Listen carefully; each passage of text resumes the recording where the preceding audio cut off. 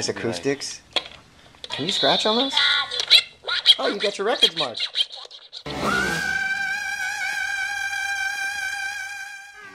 I recorded a track on piano, and then on the record cutter, it cuts at 33, so I had to figure out how to pitch it down so that when I played it back on 78, which is what that thing spins on. Ooh. But what's cool about this thing is it actually has a pitch shift. If you look, I don't even know how it works. It's like it just is. But it has a pitch shift. Could you imagine like DJing with two of those? Yes. So this is the most complicated way to make an album ever? Could be. This is like Serato Kid Koala style. Well, lucky you have a mathematician at hand. Yeah. And so right now you're working on Space Cadet? Space Cadet, yeah, which is a soundtrack. The books are finished, and I'm just finishing the music. So, I did all the pianos as beds on that 70, and then now I'm just adding like turntable layers and other instruments on top.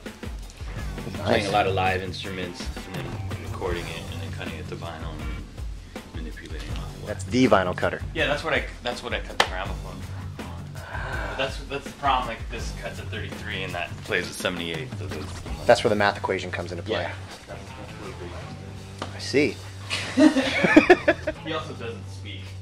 He just does math. I'm familiar. He's like in a Mentat. Is that what they were called from Dune? The guys who just crunch numbers in their head. Yeah. This could be a cool little like acoustic part of the show. Put it on this little crank. So what's the problem you're having with this again? Well, the problem is they wrote that it was a C major scale when it's actually not. It's actually A flat. Who but I lied didn't to know you? that. I don't know the company that made this thing, so whatever. So I punched all these holes in, and then I recorded it, or then we listened to it. And I'm like, wait a minute, that's not even a C. It's not in C, whatever. So that's not a real big problem in the real world. So you're just working on the Space Cadet live show as well as finishing up Yeah. the album music. Yeah. And a lot of it to me is like whether I can pull it off live somehow. how you can pull it off live? Yeah. Is it going to be a yeah. one-man show? No. Probably gonna need some backup. Just because there's like probably 8 turntable layers on there. It's just like a lot of turntable woodwinds and violins and things, so it's hard to do that and play piano at the same time. And have fun. And have fun. That would be funny. I think maybe did this and then like the tiny turntables. Ooh. Yeah, like this little part of the show where everybody has to lean in.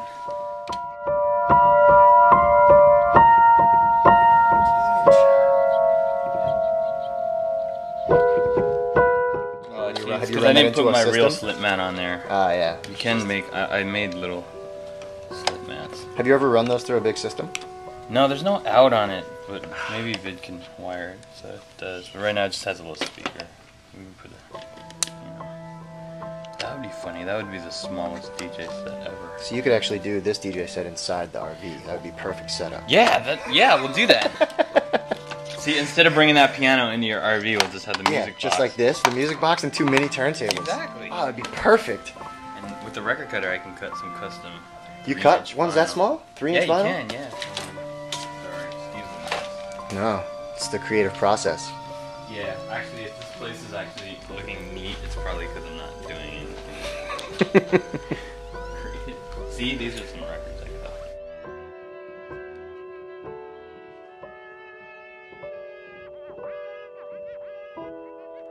That must have changed your whole game getting a record cutter.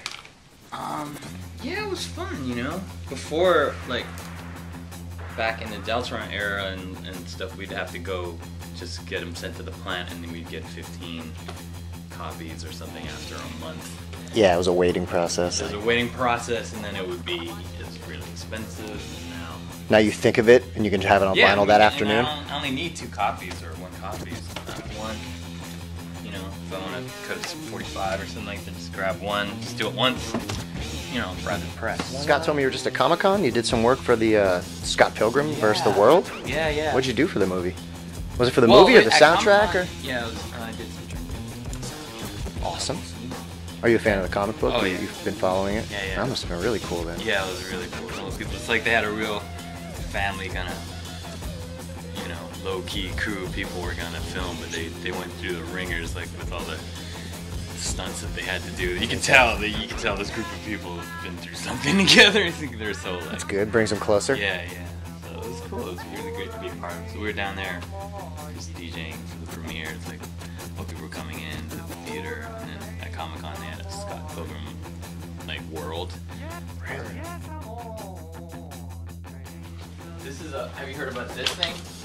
We're collecting these for the Space Cadet tour. Wow. So show and tell. Yeah. It's like from the 50s or something. Totally awesome.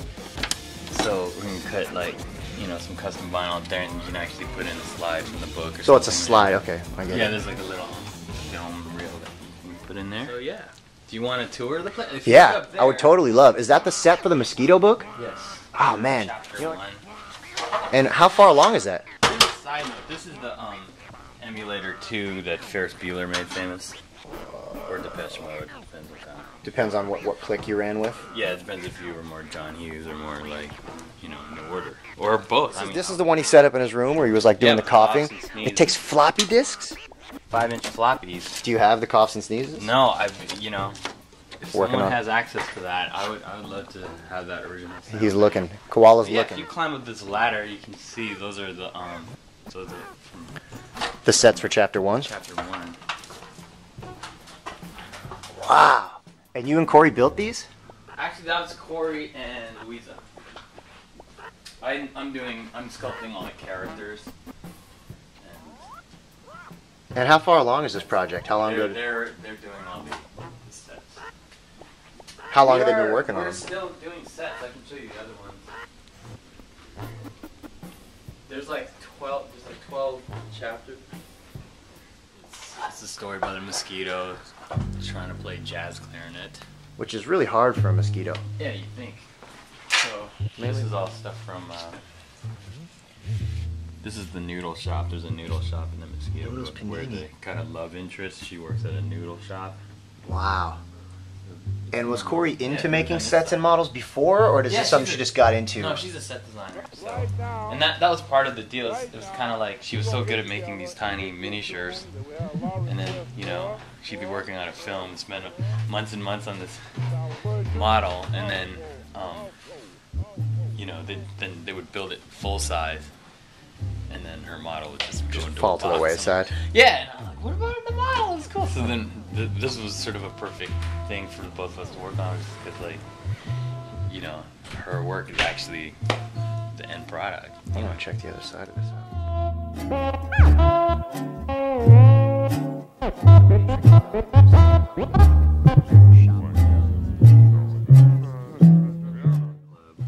So is this like the main part of the set?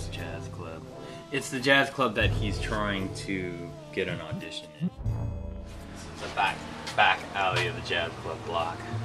This is a little more finished. This is where all the dirt and grit happens. See, we have everything in the box here. Mosquito, hallway in the apartment building. Very charming scene there. Kind of tugging at your heartstrings. This is at the Jazz Museum. There. Nice wooden floors. Yeah, here's some mosquitoes right here. Oops. Yeah. Just bits of mosquito. Here's a wing. Mosquito. The problem with the mosquito is he actually has a lot of stunt doubles because under the lights when we're shooting, he dries out. So. Yeah, and I mean he's the star, so he can't do all the dangerous things. Well, yeah, I got to keep sculpting him over and over again. So we're getting pretty well. How many mosquitoes did you say you See, sculpted? these are just eyeballs.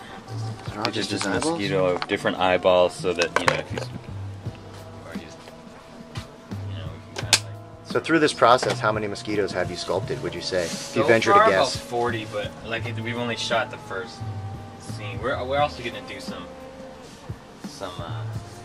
some of it'll be in post. Like we want the photo booth shot for him and the girl that works at the noodle bar. Oh, just having fun. So we got the curtain shot, and we'll just bring it in later.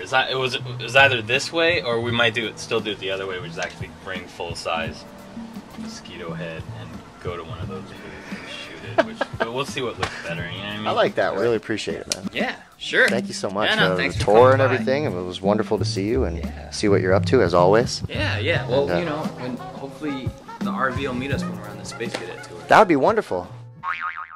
Now. That's how you have it set up, just to kind of learn a word when you're Yeah. skimming by. Hornbook. Hey, man. You're Look at that. practicing I'm learning stretching, here, too. And you're like building your vocabulary. It can't just all be scratching. Man, this really is an amazing studio. Hydrophobia. I probably figured out what that. Do they like stick in your head? Because I get the emails too, and Oh, yeah. sometimes they just build up to where there's like 40 in my inbox and I haven't read just them. like few a day. Swarthy is a good word that I've used. Oh yeah. Yeah, that's a swarthy individual.